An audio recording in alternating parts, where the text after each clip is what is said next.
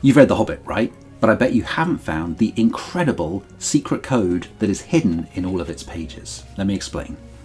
The Hobbit is probably my favourite book of all time. I've read it dozens of times, and I've been studying it in a bit more detail in recent years. And I started to notice something interesting and surprising that led me to find a secret code hidden in this book.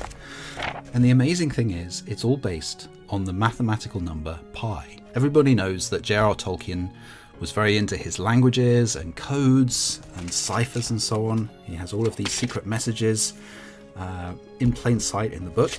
But it turns out that there's a really, really ingenious way in which he's hidden a really complex message in the words of this book.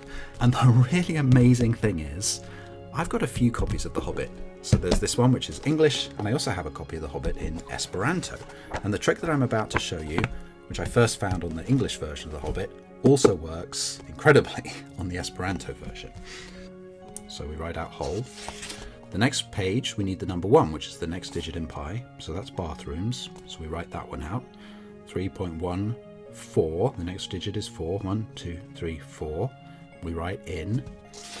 The next digit is 1 again, so we get something. And we keep doing this. You won't believe this, but we have to do it for all the pages in the entire book until we get up to the 365th page, which just happens to be the number of days in a year. And then we have a whole sequence of words. Now, there's a very complex process that we have to apply to this, and I'm going to explain that in a bit more detail in another video, but I wanted this one to be relatively quick. I've linked to the Python code that I used down below so that you can have a look. But what we do is we run this incredibly long sequence of words through this program, and it generates the message which Tolkien hid in his original version of The Hobbit, and no one, as far as I know, has discovered until now.